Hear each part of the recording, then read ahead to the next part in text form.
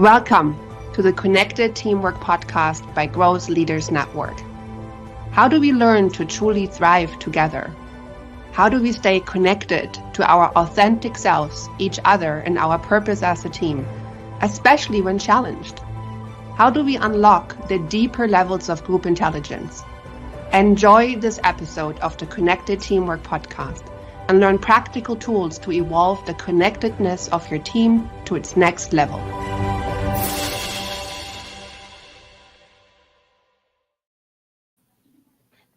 And welcome to the Connected Teamwork podcast, episode 51. I'm one of your hosts, Hylke Faber. I'm together here with my co-host, Carson Heady. Hi, Carson. How are you? Hylke, I'm wonderful. Good to see you again. Good to see you. And Roopa Foulger, who is a senior leader in the technology and healthcare industry and also very deeply steeped into data and lots of other things that we're going to talk about. And before I introduce Roopa more, how are you doing, Roopa, today? Great. It's great to be in this podcast today with the two of you. I'm so grateful you're here. Before we dive into a bit more background about Roopa, I'm also going to say a little bit more about this podcast to ground us. It's called Connected Teamwork, and Carson and I have been hosting this podcast because we have a deep belief that when teams are more connected, that they have more of a propensity to thrive, which includes people being on unmute, sort of really voicing their full selves, being connected to their full selves, to each other, what's really going on with the team and their purpose. And that's what these podcasts are about. And I feel very grateful and blessed to be here today with Roopa Foulger, who is a visionary analytics and technology leader with over 20 years of experience in healthcare and services industry. She currently is the head of data delivery with responsibility for over 14 hospitals and large systems. She is a data warehouse solution architect and also has a lot of project management professional experience. Besides that, a very well-rounded leader with experience in financial sales, manufacturing, marketing, human resources, and forecasting data solutions. She is a hands-on leader also in setting direction and standards for corporate data warehouse performance. And she comes with us with a large, deep bench of experience from a variety of things from life. And one of the things I was struck by when I talked to Roopa in the first place was her centeredness, like a sense of being rooted. So Roopa, welcome to this podcast. I'd love to hear from you a little bit about what your experience and lessons have been working on connectedness and teamwork as a leader in your very illustrious career already. Yeah, that's a great question. Thank you for having me. So as far as teamwork and bringing connectedness to it, it had been an evolution for me. I've been in this in a career for almost close to 25 years. And at the time when I joined the workforce, the sense of what it means to be working as a team in a workplace 25 years back, as opposed to what it is now, has evolved so much. 25 years back, it was more about having a boundary between your work and your personal, in a personal sense, and there were just a lot of rules, right? And I, as someone who had worked 25 years back, I had to wear multiple masks in presenting myself. And especially I'm in an industry where, as an engineer, my background is engineering, an industry where there are not many women there. So you have to try to fit in an environment. So it had been a journey for me, and probably maybe the last decade is when I think it has started, evolving and being different. And I'm grateful to be working in a healthcare organization that is very mission driven. And that has also helped me understand what connectedness and teamwork means. So to me, what that means is I'm an introvert, and and for me, connectedness is not, it's uncomfortable for me in a big meeting and just trying to have conversations. I'd like to have very meaningful conversations with my team, understand who they are, through personal connections. And what I do is, with that, once I build that relationship and understand not only people that report to me, but also people that I might be working through project or other means, I use that understanding about them. And then when we work together, having that relationship and centeredness, and over the years, actually removing the masks that I wear and bringing my authentic. I don't have to, because the best of anyone comes when they are themselves, when they are centered, when they don't have to wear masks, because then you're bringing the best and the brightest of the team together. So basically, three main things. One is personally connecting with them, understanding who they are, what their backgrounds are, understanding their likes, dislikes, how they would, how do they want to present themselves in a work environment, and then having meaningful conversations through actual work through them, and bringing their strengths, always highlighting their strengths. We focus a lot in at least 20 years back in leadership, more like weaknesses, but I think we should be focusing on people's strengths and aligning them to their strengths in a team environment. And lastly, constantly looking at ways to get feedback and provide feedback from the team, and more so improving, right? Not changing who you are, but improving each one of us. It's exceptionally valuable, Roopa, and it's great to see you again. I appreciate you joining us today on Connected Teamwork. And I also want to say thank you for everything that you and your organization does to serve communities where OSF is. I love the call out, and I can't say that that's a perspective that I've heard a lot of. You always hear about having to wear a lot of hats, having to wear multiple masks, and it's so true.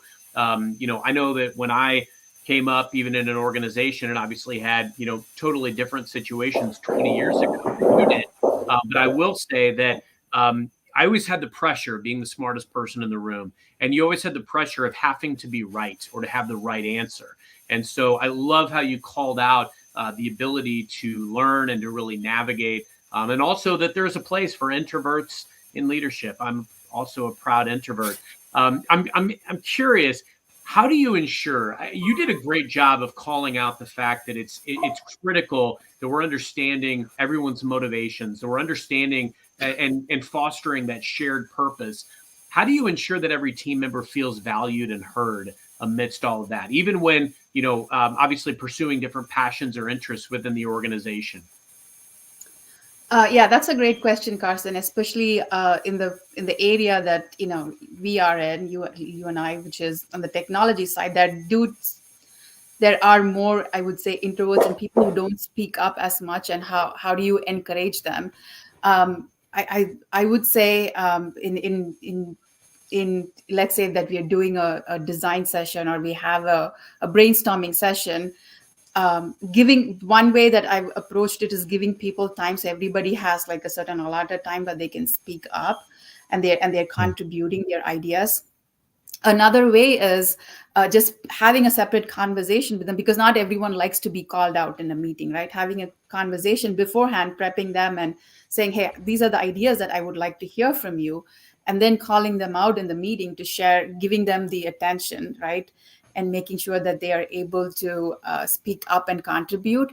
There are folks that actually prefer rather to maybe prepare or write the email beforehand. Maybe they might not be interested in talking about it, and also giving opportunities for that, where they can maybe prepare something or create a proposal and hand over in the team where we are reviewing it. So I think communication means different things for so many people. And going back to the original question, understanding the strengths, right, and how people like to communicate and bring their thoughts forward. I think understanding that, and then creating a place where they're comfortable in how they're communicating with the team in a group, or in project brainstorming sessions have been some of the ways that I've engaged, just given my own past. I bring some of my own past and how I would have liked certain scenarios to work out. So those are some of the approaches that I've evolved over so many years. I love that you have customized basically approaches to draw people out where they are. I was very struck by your initial comment about the decades and taking off the masks. And so I'm very curious, from your personal experience, what was a mask that Roopa maybe 10, 20, 30 years was always wearing? And what was your experience in taking it off? What did you have to face in yourself? Because people, Yeah. in my experience, still wear masks at work. Tell me more about that. Absolutely. And I'm not saying that I've completely had the opportunity to remove my masks in all meetings. There are certain venues where I still have to wear them because the audience or the people are probably not ready for that, right? But I try to be my authentic self now. So again, going back 2 decades back, the mask that I had to wear is one I had to fit in an environment which was very male dominated, right? So to be understood and to fit and to get your ideas across, I had to I've heard my friends say, and please don't take it the wrong way, it's like, be a man, right? That's what I was told 25 years back. What would a guy do in that situation? So that was one mask that I had to wear. Another mask that I had to wear was I'm an immigrant to the US. So I come from India. So I come from Tamil Nadu. And I had to wear a mask, as an, not be able to bring my authentic self as an immigrant, even though US is great in terms of, open arms in terms of immigrants, but still, you're not able to bring who you are, from a culture standpoint. So that was another mask that I had to wear. And then the third mask was also just, that there is a race equation too. So that is also another mask. So there were 3 masks that I had to wear and try to fit in. And then of course most of the environments are, it's hard for introverts to survive, but it's different now, right? So I would say that was also the 4th mask. So it's taken me time to removing my masks and trying to not pretend to be someone else, because I feel like when I wear those masks, I'm not giving my best. So I've learned that I have to be centered, and that's when the best comes out, from me. So it's been a learning, and I mentor other women, other girls, in this high school girls, and that's what I tell them: just be who you are. That's when you're going to shine. Don't try to be somebody else. I love it. So if we were to put a camera on you like today, right, and we see Roopa in a meeting 2024 when she's unmasked, and we put a camera on you like 20 years ago when maybe those 4 masks were still very much on there. And I love how you said, and they were very valid, right? They were needed. Those masks have a purpose. It's not like, oh, let's take off the mask. So what's the difference we would see if we put the camera on you in a meeting? What would it be the difference? I would say that I'm able to express myself more. I would say that I'm not uptight. I was always like, oh gosh, am I saying the right thing? And, kind of uptight in meetings and not, speaking up as much. And then just the ideas and the work solutions that I'm able to bring now that I'm able to remove the masks. I think I'm able to achieve more in meetings as well as in the work that I'm doing, and I enjoy my work. I love what I do, and I feel like it's just less stressful. It's more freer, and I am able to achieve more because compared to what I was doing 20 years back, but I felt like I was more stressed. And I also want to also call out a personal story where I did go through 10 years back cancer, and that was a big turning milestone for me to realize that I was just putting undue stress on me, and it's not helping me or my family. And that's when I resolved, like, I have to, be myself and not get stressed out because I'm wearing all of these masks. So that was a a big game changer for me in terms of just being who I am. I believe by and large, Roopa, there have been so many positive changes to the climate of the workforce over the last couple of decades. We have a lot of work to do. Don't get me wrong, but at the heart of everything, I still believe that some of the fundamentals that you called out earlier are there. You know, the need for personal connection, the need to understand the motivations and the why of our people, and to understand the commonalities of mission, while also constantly looking at ways to get feedback and provide it, and to constantly learn. That said, I'd love to hear more of your thoughts around really the evolution of things over the last several years. You know, what does connectedness today look like, especially as, you know, now we have a lot more remote workers. You know, we've moved away from, environments where we're all in the same building all day, every day. I know you do a lot of work to empower opportunities in rural areas, or doing virtual health and things of that stature. And that means connectedness looks very different than it did even 5 years ago. I know you said something earlier too that really resonated with me. I always try to be the type of leader that I would have wanted or appreciated as an individual contributor, or as a leader today. I love having, working as part of a culture that values family and mental health, but that wasn't the case 10, 15, heck, even maybe 5 years ago for a lot of us. So I'd love to get some more of your thoughts on what does connectedness today look like, and how can we, and how have you evolved as the climate has evolved? Yeah, I think, Carson, I think you called out a key thing, which is common ground, right? I think one way is we will all have something that we commonly, align to. So I think finding that with the team and team members and the people that you work with, I think is very important. I think that's also part of, creating that connectedness. Doesn't matter whether you're physically present or you're working, completely remote. So that's one aspect. The other aspect is I feel like in order for us to be able to create connectedness, I feel like work needs to be joy. And that's something I've learned over the years.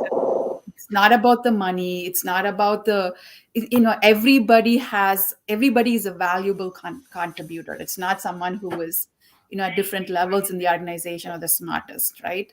Everybody has something to contribute, and whether it's an individual contributor, as a leader, or as a smart technical person, whatever it is. I think that's very important. And then bringing joy to the team in the work that you do, right? So I don't know who said this, but someone said that you don't want to pay people and then do work that they're not really interested in, right? Because you want to pay people, and and if they also enjoy the work that they do, you're going to get the best out of it, right? It's not have them do something just because it's their job to do, but do it because they enjoy it, and because they also believe in the work that they're doing. So I think that is very important, the belief part in what you're doing. And that sometimes might be the hardest, because if we bring a team of, just 5 individuals, each one of us, bring our own differences, 5 fingers in a hand. So understanding the differences, but understanding what the common ground is with us, with each one of us, and then having a conversation about the work that's going to do. And even if we have differences, talking about the differences, that might take some time. But at the end, when you have a whole team aligned on the objective and the goal, and then you're just going to have them automatically contribute and working on it, and hopefully with joy, all of them, right? And rather than saying, no, it's your job and this is what you need to do. I think that's another big thing in terms of bringing teams together and also creating connectedness with them.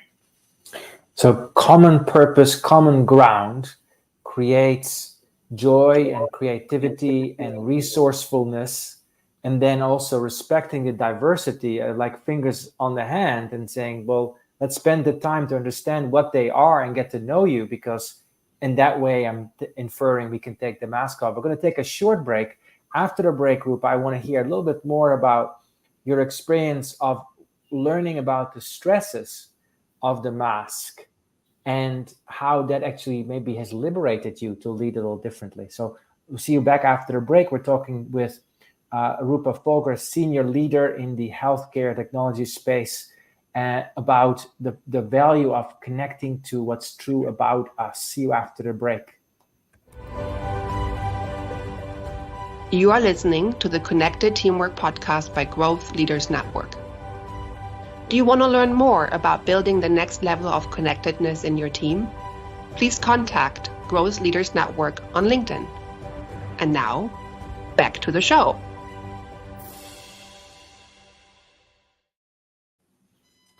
So taking off the masks and the stress that is released from that. So tell us more about that. How have you noticed that in yourself and maybe in the people that you work with? So, one aspect of taking off my mask, I think Carson mentioned this, like, yeah, as a leader, you're expected to know everything, right? So that's another mask. I mean, it's like, and this is just common. I think as you grow, you understand that, no, you don't have all the answers. In fact, the team has the answers. You're behind supporting the team, right? And making sure they contribute. So I think one of the aspects is just saying that, this is a mask of me trying to fit in an environment that was 20 years back, that was very, didn't have enough gender, right? Both male and female or other genders in there. So always trying to be the smartest. That's one way that I try to manage, trying to always smartest in the sense just keeping up. And that's what technology world is, where you're all constantly having to keep up with what's happening and with the most newest approach or newest software or development or program, all that stuff. So I've learned that it's a rat race, and you have to understand and you have to know what's going on, but you can't be in the weeds and know everything, right? So just being open and saying, no, I don't have all the answers, I don't know all of that, but that's where I look to the team. You have the answers, and here's what we are trying to achieve. So that's one way that I have tried to remove the mask of not trying to be the know all, right, in any meeting. Just say I don't know, and the best ideas come in as a group, right? So when you try to know everything, it's like just one way street. But when you have ideas coming from everybody else, it's actually more beautiful. The things that happen is, this works far better. Yeah. Before you continue, I just want to make a call out, and I think it's so beautiful how you're describing this thing of basically putting a should on yourself, whatever it is. Like, I should know all the answers, or I should appear competent or perfect or whatever, and then taking that off. And I think often people confuse that with then becoming a couch potato and nothing matters. And actually, the opposite is true. It's like, no. You take that off, and then your brilliance will start to appear. I watched a movie last night about a singer who only got through to people as soon as he started singing his songs and his voice came through, as opposed to this mutedness that you're speaking about. So thank you for sharing that. Can you say more about how do you help people on your team where you notice, like, hey, I think you might be behind a mask over there? How do you help them to get through it, or maybe be aware of it or take it off? Or how do you do that? So not everybody's ready to take off the mask, right? There are some people who prefer to wear it. So when I feel like when I get the sense that someone is not being their authentic self, I might have a conversation with them separately, what we call as a focus feedback or just a one-on-one, and ask them, is there a reason that you're not able to do whatever XYZ, and you are wearing a mask or doing something else that is kind of covering the true potential that you could shine through. I try to understand. Sometimes it could be the environment, sometimes it could be past experiences that they've had where they've tried to be themselves, but probably they were the person was cut off, or they probably didn't have a good experience. So trying to understand the why, and also through that learning what would be the best venue for them to be able, because it's also practice and time, right? giving them an opportunity where they can be comfortable to remove that mask. That's also, following up through that once having that conversation is, is one way that I work with my team or mission partners, as we call them in our organization, to bring forward. And then the other thing that I also do is one thing that I've learned along my career, that there's always somebody who's there who's giving you feedback, and along the way I've had some great mentors, both male and female, and I want to give back. So a lot of times people are hesitant to come and ask for mentorship, and sometimes if I find that someone is really has a lot of potential but is not stepping up, or doesn't want to, or is shy, I would just step in and ask them, hey, what's going on? Do you want me to, do you want to just go out for coffee or lunch? Because that helps just loosen up, right? And that's one way where I just go and step in and ask them if they, not calling it mentorship, but just, is there any way that I can guide you? Because I want to give back. I've had people help me along in my career. So those are ways that I try to help people, based on my past experiences, also sharing my experiences with them. Roopa, one of the biggest things that really significantly impacts connectedness, despite our best efforts, can be, where there's conflicts and disagreements, no matter how much harmony there is within a team. And frankly, masks can be armed during these times, is when there is conflict and disagreement, or when someone doesn't feel heard. How do you ensure connectedness, or really keep a steady hand on the wheel as a leader during times like this, to make sure that the team either stays connected or is able to respect one another, hear one another, and emerge stronger? Yeah, that's a really good point, Carson. So years back, before I joined a healthcare system, I was more in the consulting side. And, I'm saying transparently, in the consulting world, right, it's different, the way that you work and operate. It's you have to be on top of things. It's a little bit aggressive. So that's part of how I was shaped very early on. So when I joined a healthcare organization, I did bring a little bit aggressiveness, and part of being a consultant at this is again 20 years back, is you're seen as bringing in a valuable piece of advice or technology or something, right? You have to know. So I understood very, very early on, after joining a healthcare, that's not how you need to be. That's part of also one of the masks that I had to remove. You don't need to know everything, right? And so that I also understood that it's important for people to disagree. Of course, disagree in a respectful manner, and also create the venue to disagree. Only when you have disagreements, you're going to have the team then align it might take us some time to that goal, right? And everybody marches along to the same beat. How do you disagree where especially when you're having a technical conversation, where there are folks that the minute that somebody shoots down idea or disagree, they just go back into a shell, right? But you need to draw them out, and that's where I think leadership, they need to observe. I think our role as leaders is really to be a listener and watcher, right? And the minute I see that someone that is competent is going back to a shell because somebody disagreed with them, right? But maybe a little bit strongly, it's important to pull them out of the shell, like, hey, pass, let come here. And I've had people actually, not only in my organization but outside, and we have a lot of panel discussions and other discussions, with outside organizations. And I've had opportunities where I draw in other women, like where I might pause, hey, I want to hear that person speak, right? And draw them in. So I think that's one way. And the other thing that I've learned, and this is more, learning never stops, is like, I've learned in a mission-driven organization that you want to speak from your heart. Right, that's also part of mindfulness and meditation practice that I've been doing along, where when you speak with your heart, you speak truth. When you're disagreeing something, it's because it's a passion and love you're disagreeing on something, right?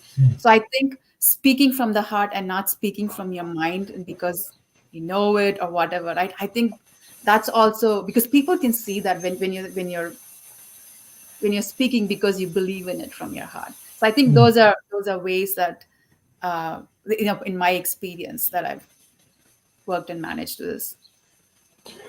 Roopa, incredible. I could speak with you hours. I loved your distinctions that you made today.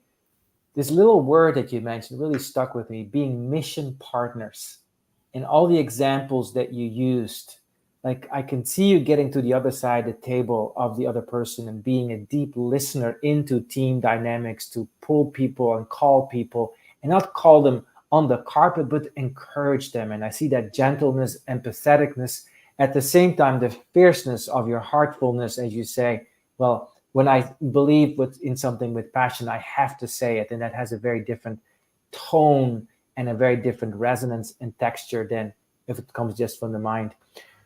We've been talking with Roopa Foulger today. She's a senior leader in the healthcare and technology space in the Connected Teamwork podcast today.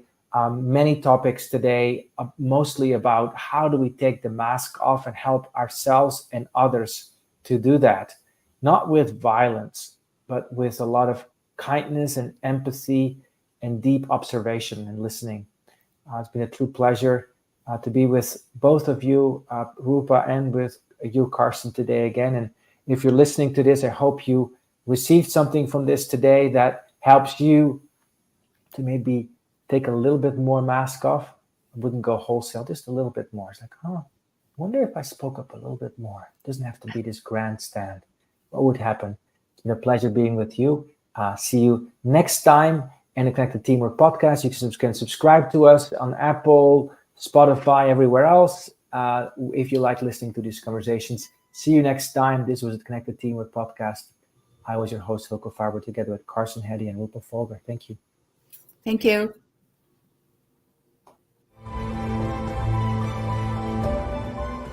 Thank you for listening to the Connected Teamwork podcast by Growth Leaders Network. Take a moment to reflect on what you learned today that can help build your team. Also, if you like, think about one of your team members and what you appreciate about them. Let them know. Enjoy connecting more deeply to what is great about them. And see you next time at the Connected Teamwork podcast.